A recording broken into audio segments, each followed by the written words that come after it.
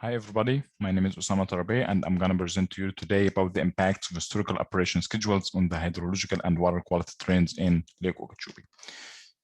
So first of all, let me start with a study area description. Lake Okeechobee. Lake Okeechobee locates in Florida. Lake Okeechobee is the largest regulated lake in the United States by area, with an area of almost 1,700 kilometers square. However, it is a shallow lake with an average depth of 2.7 meters. Lake Okeechobee used to be a naturally lake that connects the Kissimmee River to the north with the Everglades to the south. However, since the construction of the so-called Herbert Hoover Dike that surrounds most of the lake has functioned as a reservoir that discharges most of its water to the east through the San Lucie Canal and to the west through the Caloosahatchee River. The second issue is the nutrient loadings into the Lake Okeechobee. And by nutrient, I mean phosphorus and nitrogen. That comes mainly from the dairy farms to the north and agricultural land to the south. So those two issues, hydrologic alteration plus nutrient loadings, have negatively impacted the Lake Okeechobee and the surrounding water bodies ecosystems. And one of the most common environmental problems in the system nowadays is the harmful algal blooms. As I mentioned, Lake Okeechobee has functioned as a reservoir that is operated by the Corps to achieve specific goals like flood control, water supply, and recently they incorporate specific environmental purposes into the operation schedules of the Lake Okeechobee. This figure here illustrates water levels in Lake Okeechobee for the entire study period, 1974 till 2019, while the vertical lines separate the different operation schedules of the Lake Okeechobee, while the horizontal lines indicate the water level targets for each operation schedule. And you can see for the study period, we have 4 different operation schedules in Lake Okeechobee. Statistical analyses for the different parameters were carried out by separating each month into a discrete time series to eliminate serial correlation in the data set.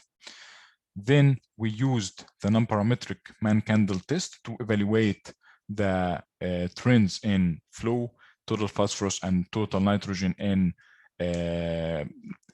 key location of Lake Okeechobee for the entire period, 1974 to 2019, and for the 4 operation schedules within this study period, as I mentioned before. Moving forward to the results. So this figure here illustrates the trends in total phosphorus and total nitrogen in Lake Okeechobee for the entire study period. And also it's separated by month, as I mentioned before, while the green color indicates an increasing trend, and the red color indicates a decreasing trend in the data. And you can see here for phosphorus, there is an increasing trend in total phosphorus concentrations throughout most of the year, while for nitrogen, we found a decreasing trend in 7 months of the year. The mass ratio of nitrogen to phosphorus in Lake Okeechobee was also evaluated. And you can see here, we found that the mass ratio of nitrogen to phosphorus decreased from almost 37 in 1974 till almost 10 in 2019, which indicates that recently Lake Okeechobee is dominated by infecting cyanobacteria. Finally, the trends in the 2 distributaries, we found increasing trends in water discharges into the 2 distributaries for the entire study period, as well as increasing trend in total phosphorus concentrations versus decreasing trends in total nitrogen concentrations in the Caloosahatchee and San Lucie.